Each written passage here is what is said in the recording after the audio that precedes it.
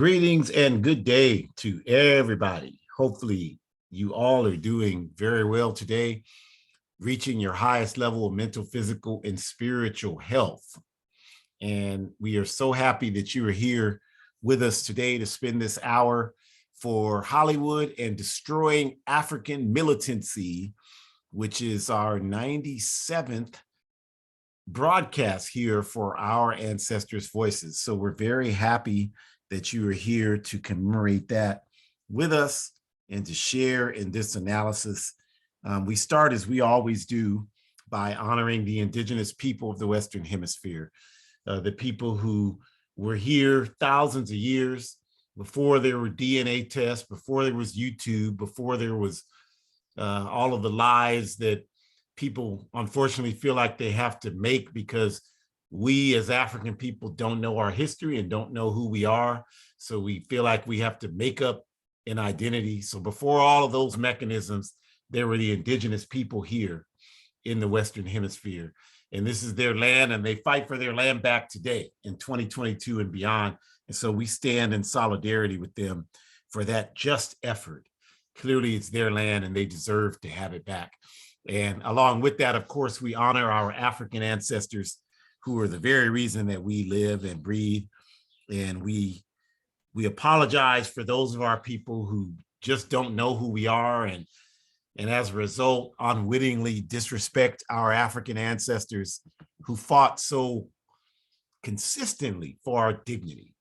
You know, we don't even understand what the word dignity means today, a lot of us. So we thank our African ancestors for giving us that gift.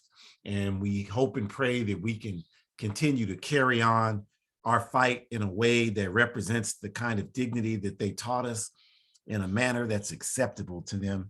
So we thank you all for being here with us for this presentation today. And we start, as we always do, with making our introductions for the day. And Our Ancestors' Voices is sponsored by the All African People's Revolutionary Party. This is an All African People's Revolutionary Party program, and we're honored to speak to you from this wonderful platform. And the APRP is a revolutionary, independent, mass, Pan-African political party based in Africa. Our objective is Pan-Africanism, which we define correctly as one unified socialist Africa, one unified socialist Africa. And our work to achieve Pan-Africanism, or one unified socialist Africa, is outlined in Kwame Nkrumah's Handbook of Revolutionary Warfare that you see on the right-hand side. Kwame Nkrumah is the founder of the All African People's Revolutionary Party, the former president of Ghana, the former founder of the Convention People's Party, whose government was illegally overthrown on February 24th, 1966, by the Central Intelligence Agency, CIA, or we call them criminals in action. And so in the Handbook of Revolutionary Warfare, Brother Nkrumah laid out the strategy to achieve Pan-Africanism, one unified socialist Africa. And he talked about how once Pan-Africanism is achieved, that is the objective which will bring about the fulfillment of all the dreams and aspirations of African people everywhere on earth, all 2 billion of us scattered in 120 countries.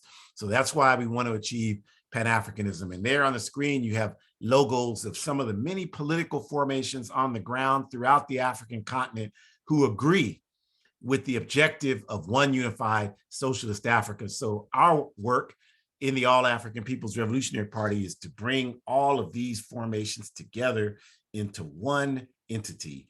And we do that work on the ground every single day. Last week, we announced that we are raising funds for one of our sibling parties in Africa, the Zimbabwe Movement for Pan-African Socialists. You see their logo there on the bottom right. And a number of you responded to that and you donated. And we were able to send them over $100 in donations this past Thursday. Now, they may have some difficulty because, you know, this backward US government has sanctions against Zimbabwe. So we're still checking every day with the comrades there to see if they can pick up that money. And, you know, we will figure out a way if they can't to get it to them. But right now, it looks like they should be okay to be able to do that. So thank you for all who donated, and please continue to do that. We'll do that for a few weeks, and then we'll focus on another one of our sibling parties in Africa, because for us, Africa is primary, you all. It's the most important thing to us. So when Africa is free, we don't have to worry about what's happening in the United Snakes of America. That'll change overnight. So thank you for understanding that and contributing to our work to bring about Pan-Africanism. And Our Ancestors' Voices is hosted each week by all African People's Revolutionary Party organizers, myself, Jamu Umi, and my wonderful daughter, Shakura Umi, both of us active organizers within the APRP, and honored to bring this subject, how Hollywood is defanging the militancy of our movement, how Hollywood has its own agenda, and that agenda is to make money. And in order to make money, they have to uphold the corporate nature of how things are done in this society. And that does not jive with trying to bring about and listen to and advance a narrative of justice for the oppressed African masses and any other oppressed masses. So that's what we're going to talk about today. And to get us started, I'm going to transfer it over to Shakura. Thank you so much. What's up, y'all? How y'all doing?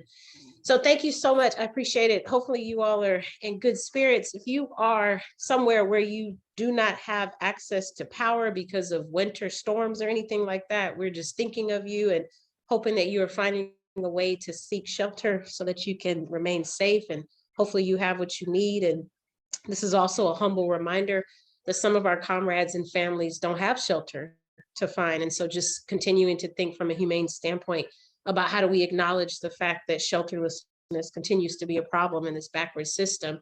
And so the next time you find yourself at that stoplight where you see someone to your left, don't ignore them, because they deserve to be acknowledged as a fellow human being, but acknowledge them. Even if you have nothing to give, or even if you're not in a position to give, just a simple nod or just a wave or I see you, just something to let them know they are there, they exist. I think that's really, really critical, instead of the Western backwards system teaching us that we should just ignore it because it makes us uncomfortable. Being uncomfortable is a beautiful thing, because when you're uncomfortable, that's when you're vulnerable enough to grow, because you're scared and you don't know what else to do. So I think we should continue to unpack that and think about that as it relates to not just the topic for today, but also what does it mean to understand that we live in a system that oppresses us, but we have the ability and the capable material and resources to push back and to fight against that. Okay, so we don't have to just accept that this is the reality. And there are people who are fighting back against that every single day. There are people whose lives have been taken because they have been fighting back against that. And so we remember our ancestors. We are our ancestors. We hope that we can be a fraction of our ancestors as we continue to do the work that they have literally laid out for us, path by path, step by step, stone by stone. And all we have to do is literally follow in their footsteps. So to be extremely clear, Hollywood today is still without question the primary propaganda mechanism for the US capitalist empire. Through its never-ending movies and television programs, content produced from Hollywood, Los Angeles, USA, provides imagery, analysis, fantasy, and role modeling to millions of people on Earth on a daily basis, 24/7, 365. The average cost for a movie today is upwards of $150 million. Through any model, that figure equates to the annual income of thousands upon thousands of people. In other words, Hollywood has been for decades and remains today the chief information source for certainly the majority of people in the United States and the entire planet. For the most part, people's perception of the police and military, for example, is widely shaped on the depictions of those institutions in movies and in television shows. Now, you may have already started zoning out and tuning me out just in the first 9 minutes that I've been talking, but I want to bring it back and give you the so what factor. Okay, so why should you care that Hollywood is exploiting and mentally raping you, as well as probably physically to some extent, and emotionally exploiting you and taking advantage of you, your well-being, your identity, your culture, all of that? Okay, the so what factor. The so what is that if we just talked about how this ideology is forming based on people's exposure to police and military from the same corporation that has continuously lied to us about everything. So this is the same corporation who made it possible for us to understand that Afghani families were having bombs dropped over them.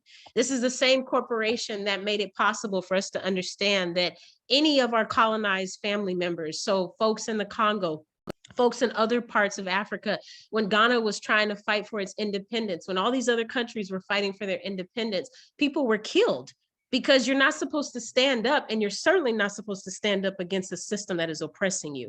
We see that not just in the US with Malcolm X and other ancestors that we look up to, but we understand that people have died for quote unquote doing the right thing. And in an unjust society, you're not supposed to stand up against the system. You're supposed to get in line, just like when you're in kindergarten and they teach you to literally walk in a single file line. That's essentially what you're supposed to do as an adult. You're supposed to get in line metaphorically and not push back against the system. And when you do push back against the system, you get attacked, you get killed, you get murdered, your family gets blown up. Something tragic happens to you where you might end up in a mental hospital if you survive the physical attacks, but emotionally and mentally, you'll be scarred for the rest of your life.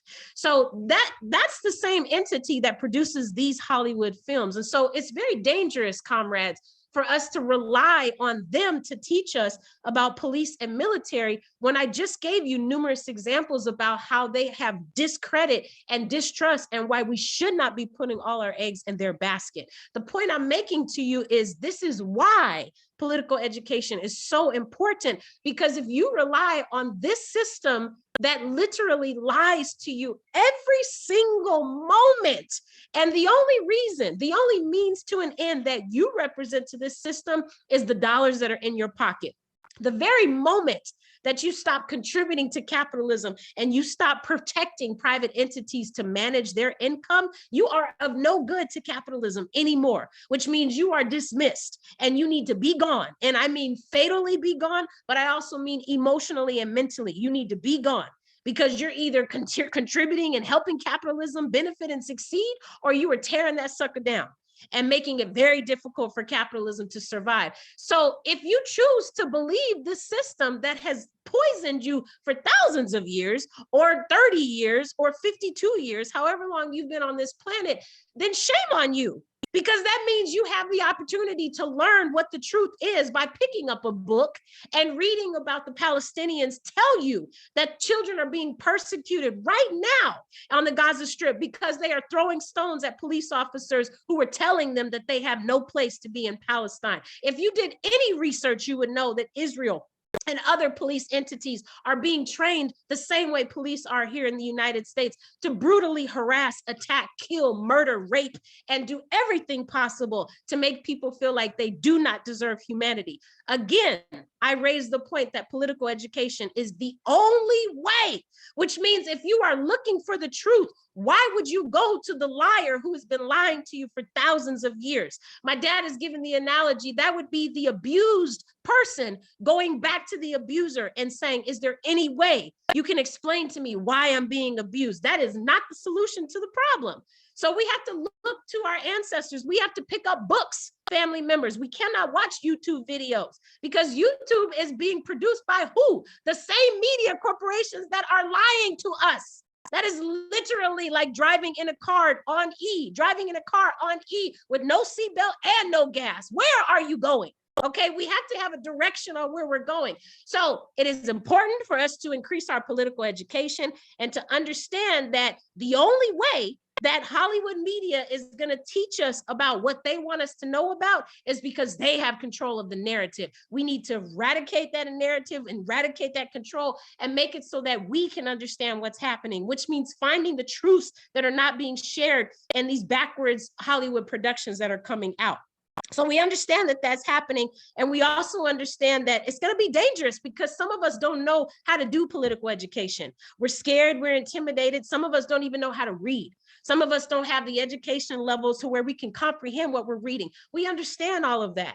And we have ways to work around that. We have work study groups where people can work with you and help you sound out words and comprehend what that means. This is why we promote work study, so that we can discuss these readings together. You're not alone, and you shouldn't have to comprehend the readings alone. But you are going to be held responsible when you have information that can lead you to truth, and you choose instead to follow the lies from the destructive path that is in front of you. That is what we will hold you accountable for. If you have a learning disability, or if you need help comprehending something, that's a different story. But when you choose to rely on capitalist imperialist media, shame on you. And don't be surprised when you continue to be ignorant, because they're only going to give you what they want you to know. That's the danger of it. At least if you do political education, you have the ability to decide what information you want to take in, because there's agency involved with that. And if you're a colonized person, then agency is not something that you are pretty familiar with, because a lot of that has been stolen from us. So we have to continue to remember that we should not get confused into believing that Hollywood is producing material that is objective and innocent. This is not to buy into the long-held conspiracy theories about deeply rooted agendas around mind control. There are plenty of productions being produced from Hollywood that promote positive messaging. The original Alien movie series, starting in 1979, boldly introduced a strong lead woman character and a strong women leaders, backed by a subtle yet present anti-corporate message. The original, quote, Night of the Living Dead, end quote, movie in 1968 introduced concepts never before seen in movies, such as the African lead character aggressively asserting their leadership over Europeans. There are many other such examples, but the point here is to illustrate that overall, by and large, Hollywood has served the purpose of ensuring that the dominant message, even when women and colonized people or non-binary folks are shown in semi-positive light, is to always make sure that capitalist power structure is upheld. The whole purpose is to protect capitalism. We must understand that, you all. We must understand that. The whole purpose is to protect that entity from operating. It's like an oil machine. It cannot stop. It must continue going, generating. It must continue. And you are a means to an end to make sure that that machine continues. When you die, they'll remove your carcass and put somebody else in that seat to make sure that machine keeps going. That's what it's all about. So we remember that, and we think about that, because that's helping us to understand that there are many other examples, but overall, that's the message, is to ensure that we continue to maintain capitalism. So when we think about that, we know that, in other words, there are examples of bad cops, for example, like, quote, Training Day, right? But overall, the fundamental messaging coming from Hollywood is that police and the US military are the good people, and that we are here to ensure capitalism is the only viable way of life, and we have to preserve that. That's the overarching message. And whether you can identify it in each movie or not, it's there. Trust and believe, it's there. You have to get really critical, and you have to start to really unpack these messagings to be able to actually identify it, because the training is so intricate, the training is so subtle, and the training is so delicate to our brains, because we are so familiarized with it that we won't even recognize when it's happening, which means we do not see it as a problem. And that right there is the most critical quagmire to even think about. Because if you don't even see it as a problem, this is why you keep going back to them, expecting them to give you truth, when all they've done is feed you lies and then convinced you that they are telling you the truth. That's what our comrade Kwame Ture said to us. So we have to think about that and remember to understand that we are here to ensure capitalism. That's what we're here to do, is to preserve that. Even if there's a bad apple like Denzel and, quote, Training Day, that's an abomination. And the Ethan Hawke character is there in that movie to represent the cop who, quote, upholds the system of injustice. The always subtle messages is that capitalism is always validated, and that there's no realistic suggestion to ever be made to leave that door open, that something beyond this empire is possible. Next slide, please.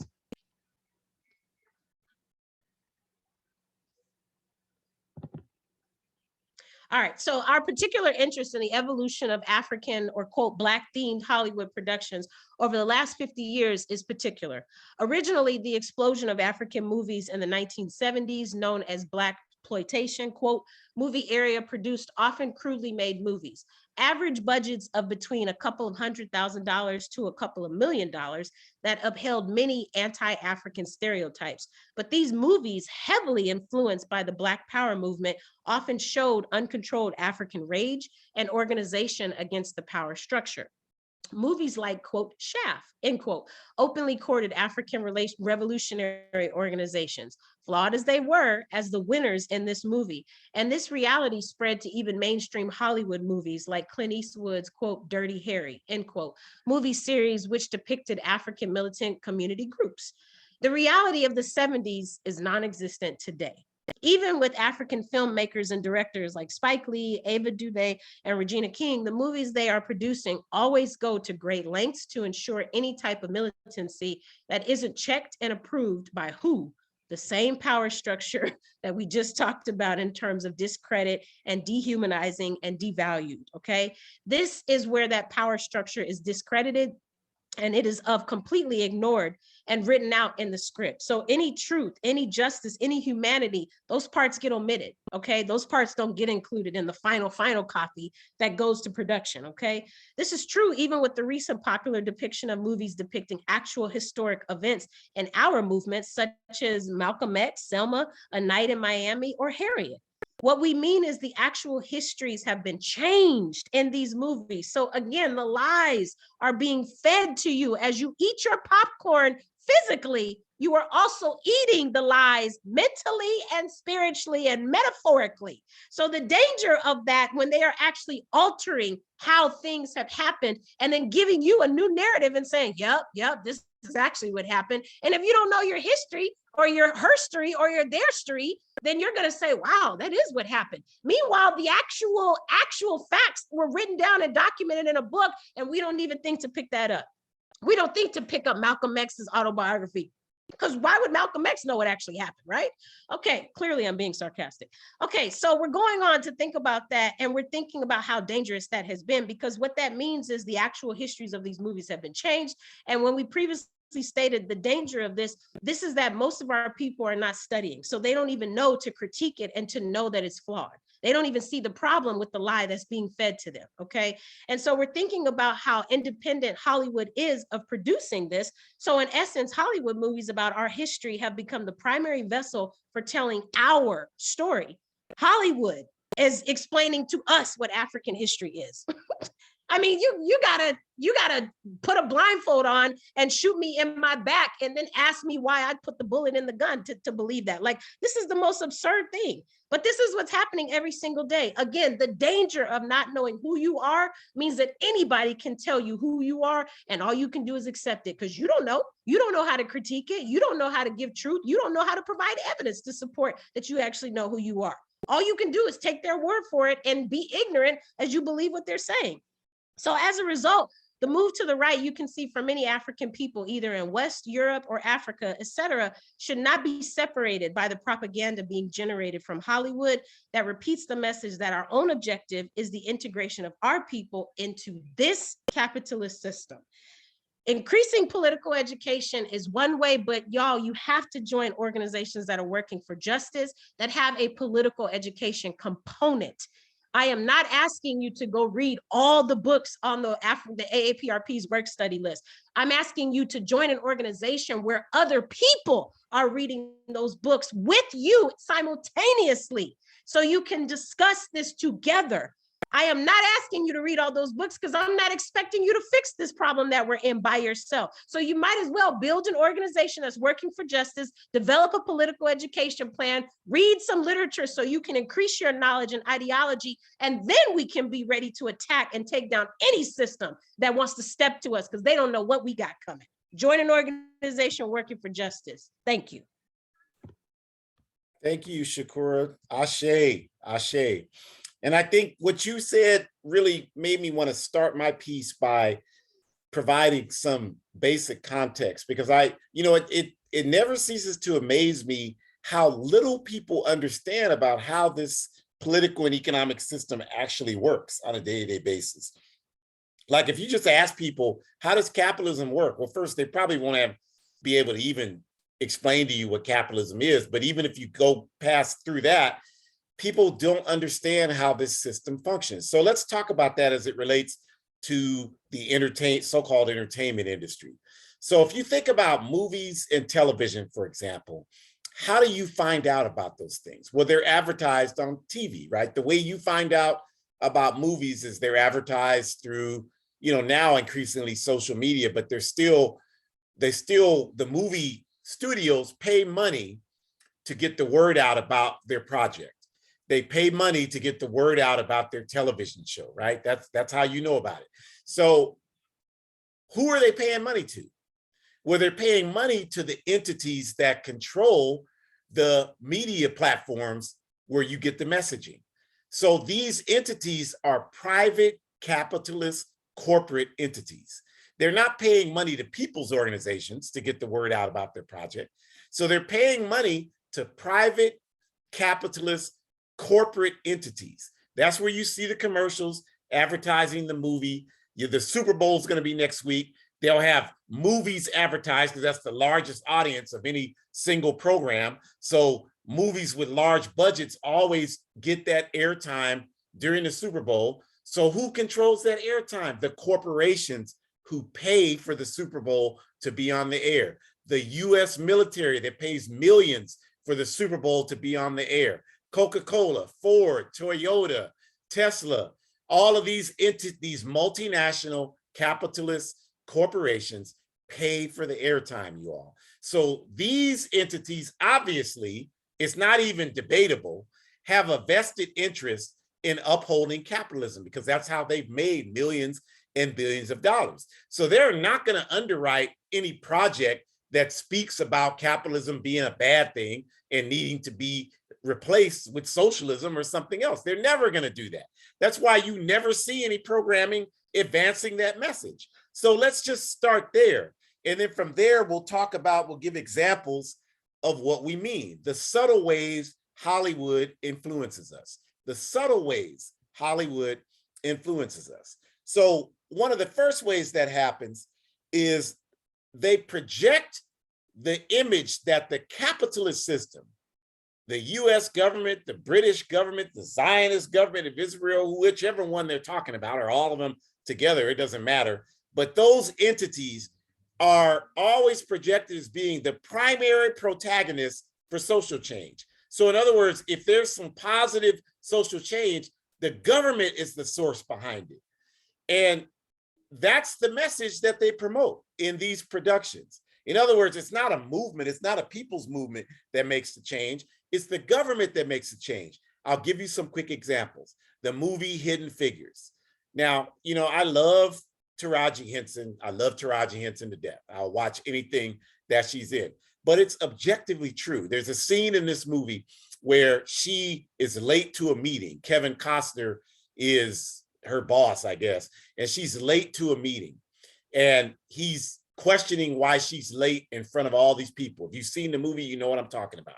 And she explains to him, she's stressed to explain this, but she explains to him that because the bathrooms are segregated, she has to, walk a distance every time she has to use a restroom.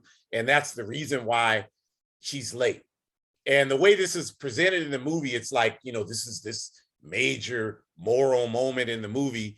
And then Kevin Costner nods or does whatever the hell he does. And then the next thing you know, she can go use the bathroom wherever she needs to use the bathroom like everyone else. So the inference is that the European man corrected the problem and made it so that we would have justice. That never happened anywhere on earth. That's never happened. Any justice we have, we fought, bled, and died to get that justice.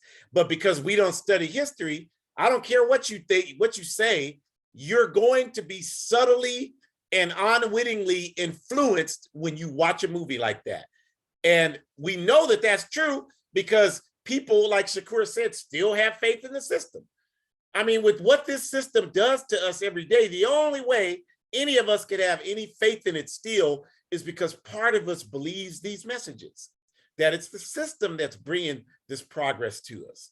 Another example is in the movie Judas and the Black Messiah, the movie about the setting up of the FBI informant, William O'Neill, in the Illinois Black Panther Party and the subsequent setting up for the murders of Chairman Fred Hampton and Deputy Minister of Defense Mark Clark on December 4th, 1969. Great movie. And I will say this movie is one of the better one of these movies that I've ever seen. It's in the high tier of these movies, but it still had plenty of flaws because, again, they have a mission to project a message.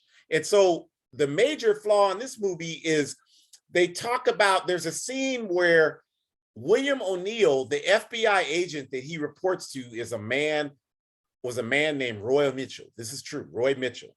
And Roy Mitchell was a longtime FBI senior agent. In fact, he was the FBI agent responsible for the investigation of the 3 civil rights workers murdered in Mississippi in 1964, Goodman, Cheney, and Swarner. And Mitchell was responsible for that investigation. And as you know, as Dr. Martin Luther King Jr. said, almost shortly before he was himself assassinated, 4 years after the 3 civil rights workers were assassinated, nothing was done on that investigation. I know the movie Mississippi Burning made it look like the FBI was the heroes, and a lot of people believe that because they don't know the actual history, but the FBI did nothing to bring those people to justice. In fact, there wasn't even a serious trial, even though the people that did it were known to everybody in Neshoba County, Mississippi. There wasn't even a serious trial against these demons until decades later. But yet in this movie, Roy Mitchell is portrayed as a moralistic man.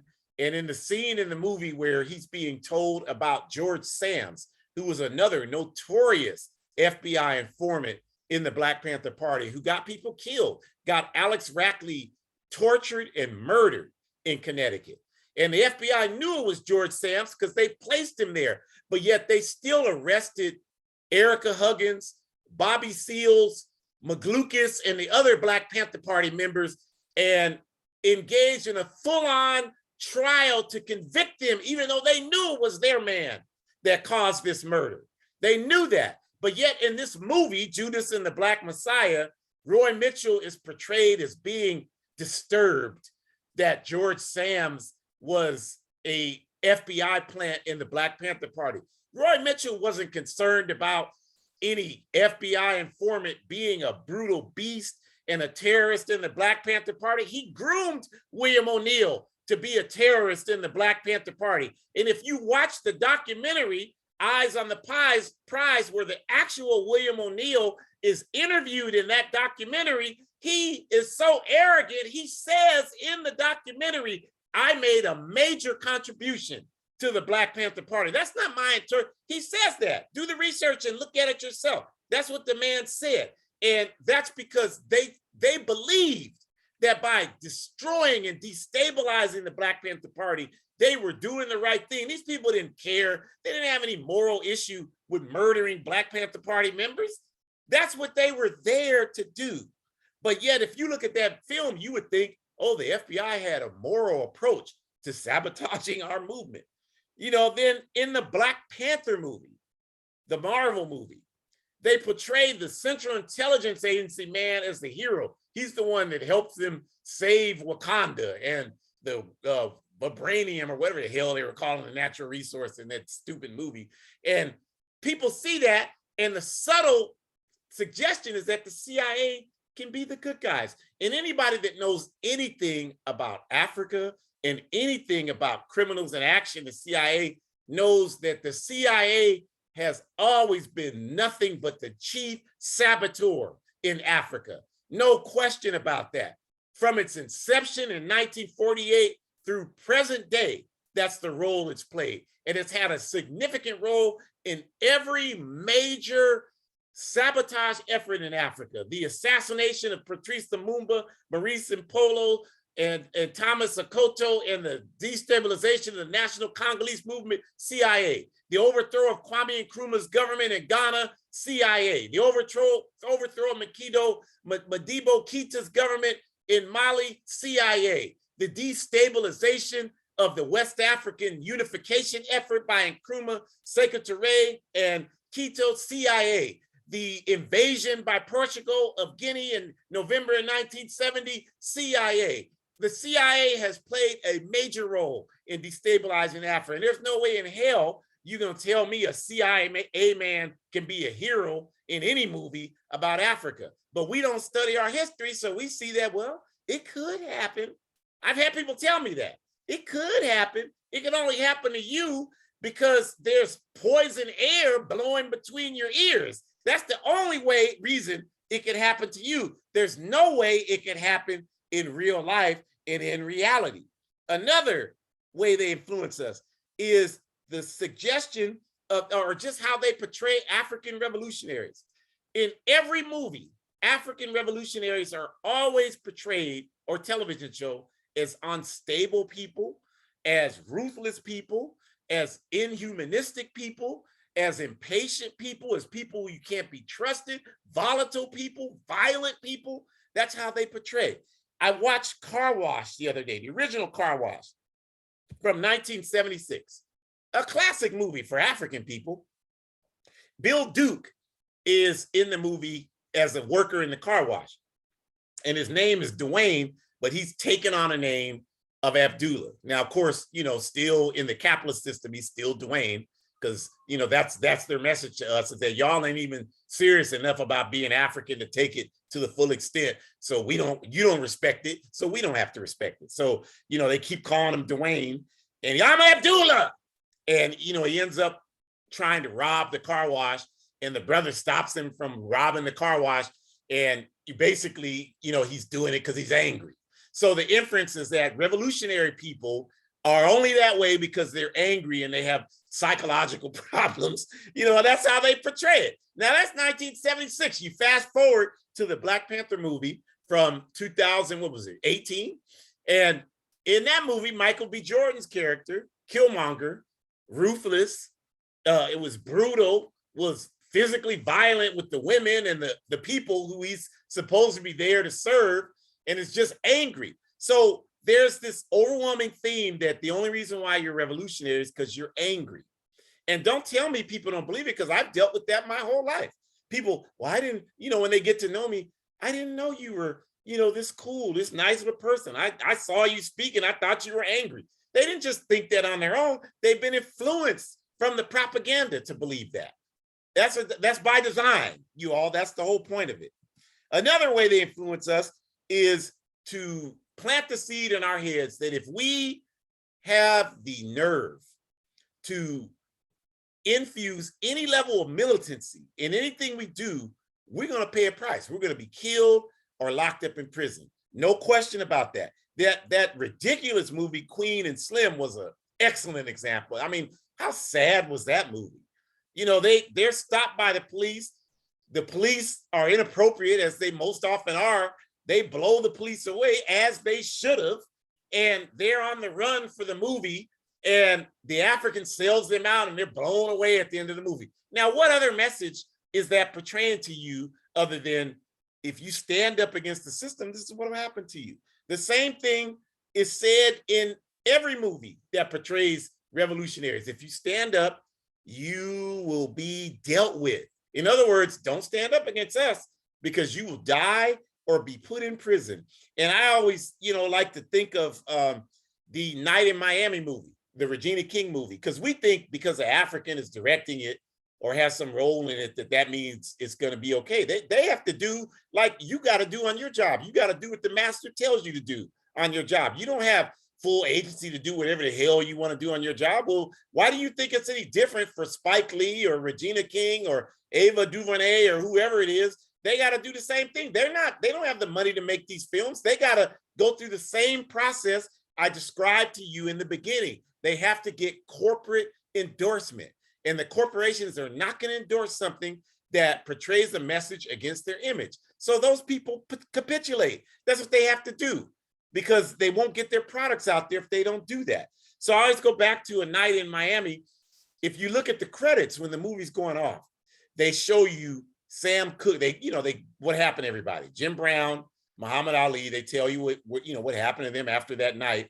And then when the Sam Cooke is next, and they say that he went on to start his own record company. That's great. But they don't even talk about what happened to Sam Cooke. Sam Cooke was shot and killed in a hotel in December 1964.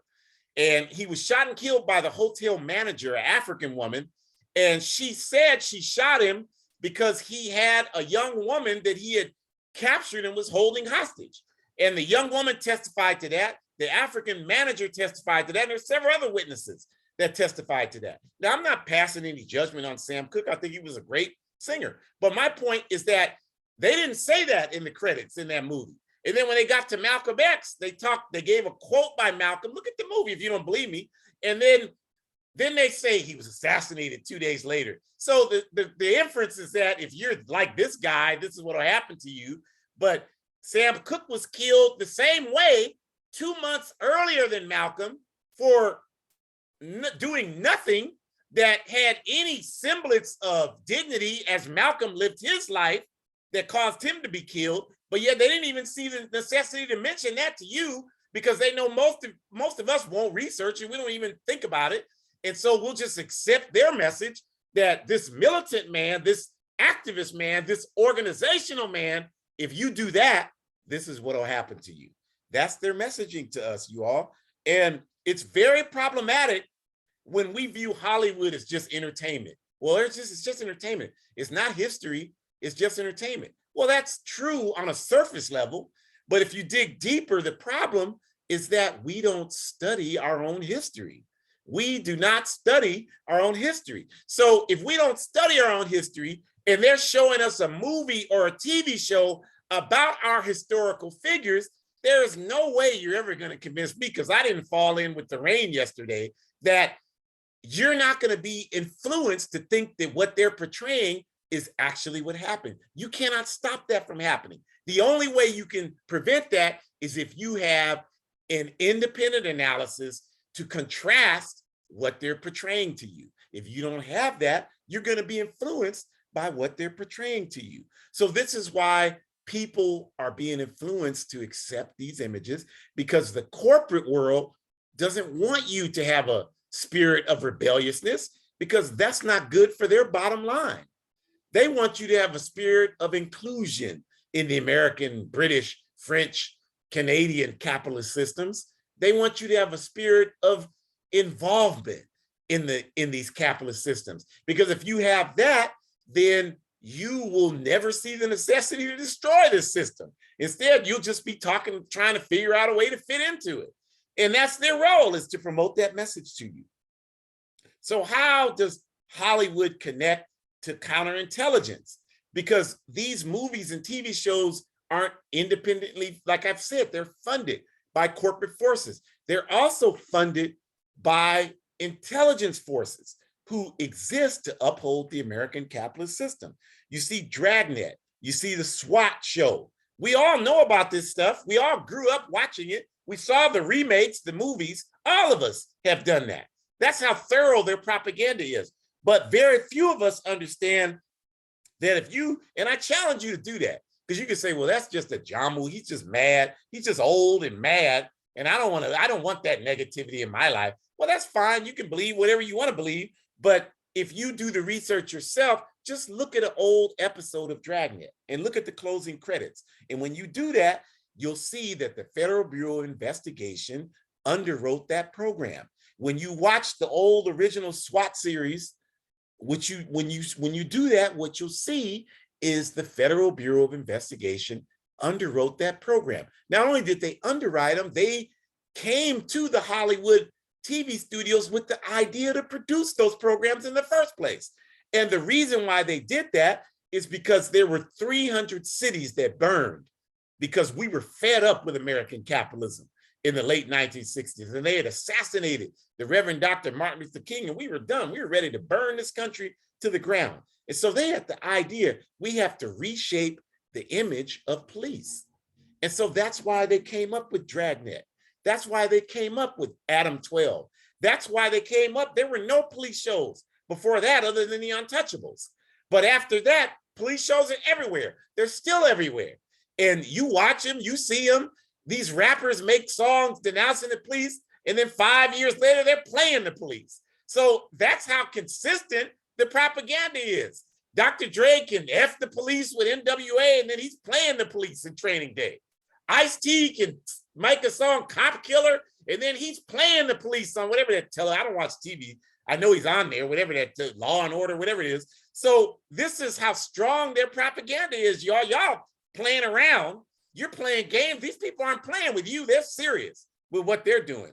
So this is what they do. And the SWAT show, you know, this is an utter disgrace because Special Weapons and Tactic Team was created by the LA Police Force, LA Police Department, LAPD, specifically in 1968-69 to go up against the Black Panther Party. That's why you check the record. The first time the SWAT team appeared was on December 8th, 1969, when the LAPD raided the Black Panther Party's office on Central Avenue in Los Angeles and shot up the place. And our people in that office successfully defended the office that day. And the SWAT team came out and the news caught it live. And every police force in this country imitates the LAPD. So not long after that, every police force in the country had a SWAT team. And they came with the TV show with LL Cool J in the movie later on. And a lot of us look at it like, oh, I love SWAT. SWAT is so cool. I mean, we think like little children sometimes. We think like little children. There's no other way to say it. I'm sorry if that hurts. I'm not sorry. You should hurt your feelings because we got to grow up and get better, you all. We can't be so easily manipulated the way we are. So the FBI, CIA invests millions of dollars in the Hollywood productions. The National Basketball Association, National Football League, Major League Baseball, Major League Soccer, National Hockey League, the military invests millions. That's why they have all that flag nonsense at the beginning of the games and their so-called national anthem. That's where that comes from. The military pays for that. And you stand up, put your hand over your heart, and all you're doing is just being manipulated by these people that want you to have some love for this country that has done nothing but disrespect you for 500 years. That's because they pay for that propaganda. That's where that comes about. And it's just so important to understand that this message of de-escalating our militancy, you know, it's originated from these forces that are tasked with maintaining imperialist ideological dominance. That's what they're committed to doing. They have to uphold the corporate agenda of the people who fund their work. And that means upholding imperialist ideology, translation, believing in American exceptionalism, that America is the most important country on earth, and that every other place in the world needs to be a model of American capitalism. That's what they have an agenda of ensuring at the end of the day that you believe. And even if they do a movie about how we've been oppressed, it's only to say, yeah, you were oppressed, but the government is going to fix that and you're going to be okay. And then we can build this nation, this great nation of capitalism, of profit over people, but you don't got to worry about that because you're going to get a little piece of that pie and you're going to be okay. And that's what a lot of us believe. A lot of us listening to this believe that. Well, I'll just get a piece of this over here. I can't fix all these problems. I'll just get a piece of this over here and I'll be okay. That's exactly what they want you to believe. That's what their propaganda is designed. You thought of that yourself, but you didn't think of it yourself. That's what they wanted you to believe. That's what Kwame Ture means when he says people don't think in the capitalist system. They just react to stimuli and think they're thinking. That's exactly what he meant. So the other core element of this message is in redirecting people away from militancy and towards petty bourgeoisie objectives. So since the message is out there that Black power stuff's gonna get you killed, then steer away from that. Instead, start a corporation, get an idea, start a corporation, pay people minimum wage, become a billionaire, buy a big house, have all these cars, and be a success model. Go there and go to parties at what's that place where Diddy has the Hamptons. Go to the Hamptons, get invited by Diddy to go out there. That's what a lot of us aspire to do. That's our soul. That's our idea of paradise, is to be able to live in those circles. I wouldn't want to even breathe the same air when any of those bottom shoes come. But a lot of you, that's what you want to do, is be up there with them. And oh, that's making it. Well, he just putting it down because he's not there. I wouldn't have anything to do with it. You couldn't pay me enough money because I have morality.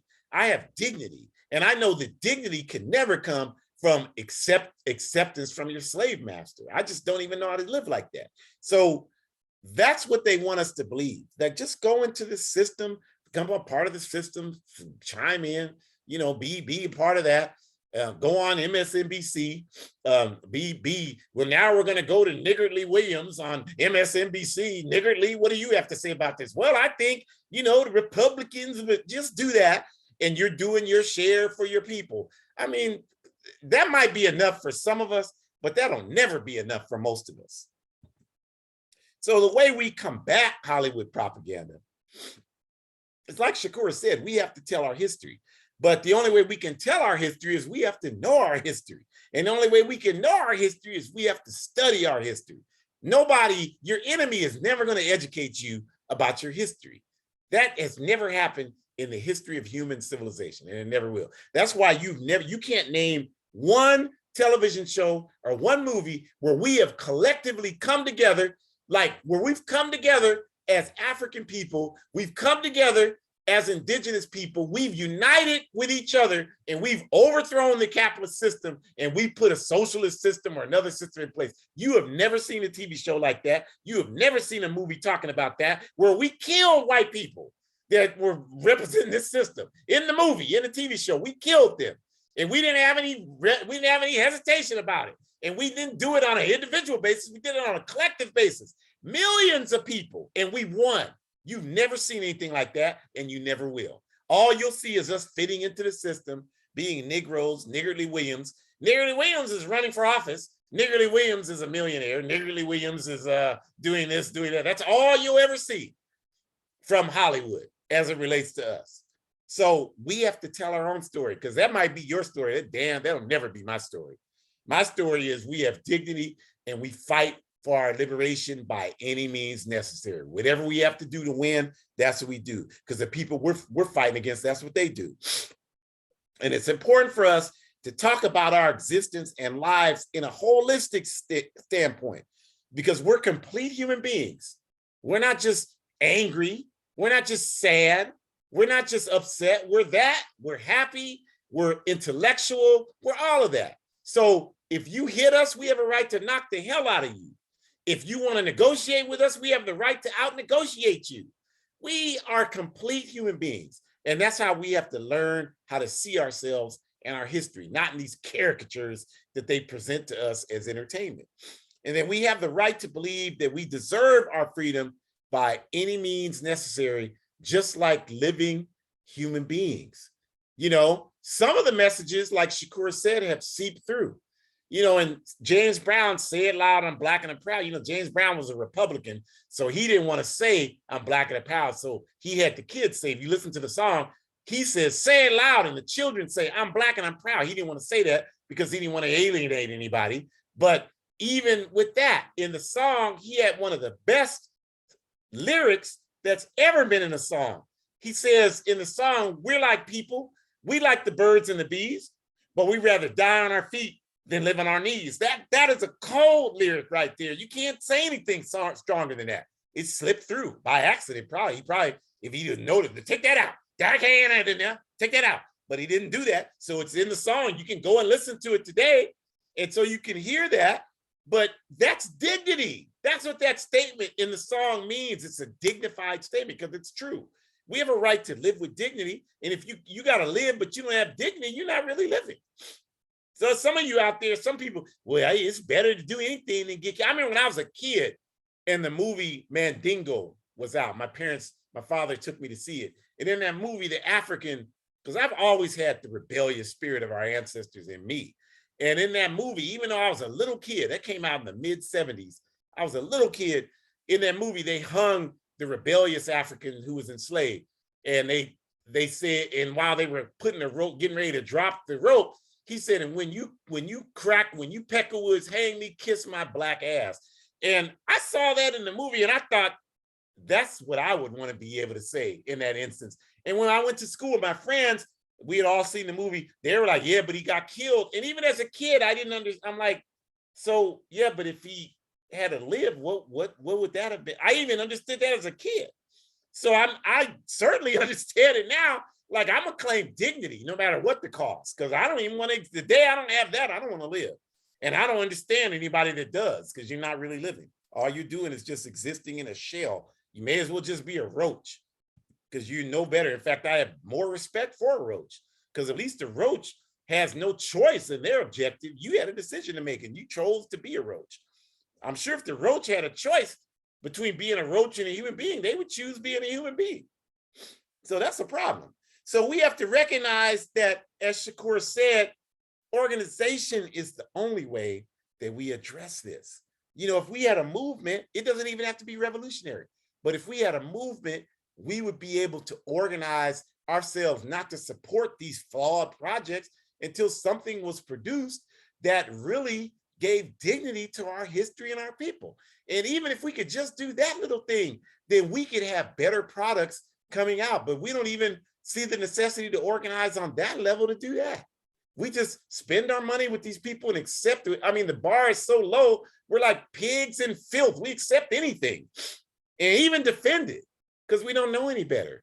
And we have to do better. Our future generations deserve us doing better. So Shakur is correct. Get involved. Organization is the key. And the example I just gave you don't have to join our organization. Most of you ain't ready to join our organization. And we don't have time and capacity to deal with your foolishness. So that's not the message that you have to join our organization, but you do have to join some organization working for our people. That's how we turn these problems around. That is the solution. So if you leave with nothing else, please hang on to that message and think about how you can make that kind of contribution, because it's only what we're here to do. It's only what we're supposed to do. It's only what has been given to us to carry that torch and make sure it happens. And it's a good mission. It's a wonderful mission. So let's live up to it and we can correct these things. So thank you for being here. And next Sunday, February 13th, is the day before the so-called Valentine's Day. So whether you celebrate that or not, we're going to be here on Sunday and we're going to talk about revolutionary and healthy love. So we're going to talk about that from the standpoint of what does a healthy relationship look like of love between two people, instead of, you know, some capitalist inspired symbolic ritual on February 14th that's just designed to get you to spend money. That's all it is. That's all they care about. And we just jump right in and we do exactly what they trained us to do. And we don't even think about it beyond that. But we're coming next Sunday hoping that we can give people some food for thought to think about what that really means. So join us, please, and spread the word. And then come to our shop, buy our clothing, support independent revolutionary African organization. The link is there. You can buy hoodies, t-shirts. There's all kind of wonderful stuff there. You can go to aprp-intl.org, join the All African People's Revolutionary Party. It's the best decision you can make today. And there are a number of people doing that, and we appreciate it. If you don't want to join the APRP, join the I'll Be Glad when he shuts up in 3 minutes organization. And we'll help you build the I'm Glad He Shuts Up in 3 minutes organization, because we stand for organization. And go to abetterworld.me and donate there, where, again, as we said in the beginning, we're raising money for our sibling party in Zimbabwe, the Zimbabwe Movement for Pan-African Socialists. We're not asking for a lot of money in your donation, $5, $10. Just do that and we'll send it. You know, I sent them $100 Thursday. That $100, we're trying to buy revolutionary literature. They want to buy our books from our book list. Authors like Kwame Nkrumah, Sekou Touré, Walter Rodney, Frantz Fanon, Amy Jock Garvey, Assata Shakur. Those books are not readily available in Africa by design. The only thing you can get over there readily is Huck Finn, because that's what the Christian reactionary mission, start calling mercenaries. That's really what they are, missionaries. That's what they bring over there. So we're trying to raise revolutionary consciousness. So help us do that with our sibling parties. $5, $10, abetterworld.me. We know there's U.S. sanctions against Zimbabwe. We don't give a damn about their sanctions. We're going to get money to our people and we're going to do it. I don't care if if the FBI knocks on my door, it won't be the first time. So make the donation, please, please, please, like James Brown said. And hoodcommunist.org, please go there. We have wonderful articles there. We have outstanding material this week. There are wonderful articles by a number of dedicated and positive people in our community. So please check that out. And we have all these wonderful programs here that are AAPRP initiated. Pontula podcast, the AAPRP film series from our comrades just a couple of miles away from me has started on Tuesday nights, so check that out. The Revolutionary African Women Forward Ever broadcast. And again, our comrades in New Mexico do their weekly newscast Thursdays at 12 noon Mountain Time. They've been doing theirs as long as we've been doing this one. We're going on 98 weeks next week. So check that out. A Guide for Organizing Defense Against White Supremacist, Patriarchal, and Fascist Violence. My book, The Black Agenda Report, is featuring it in their monthly book forum. So check that out. Check out the interview. Buy the book. I'm still working with people. I'm going to continue to do that. People are doing work, working with a group in Pennsylvania, in Texas, working with groups outside of this country. We are organizing. You also catch this train, get involved. We can and we will be free. We appreciate each and every one of you. Thank you for stopping by. Spread the word. Forward ever, backwards never. One unified socialist Africa. Patriarchy's got to go. Capitalism, you already know, has got to go. Enjoy the rest of your Sunday evening.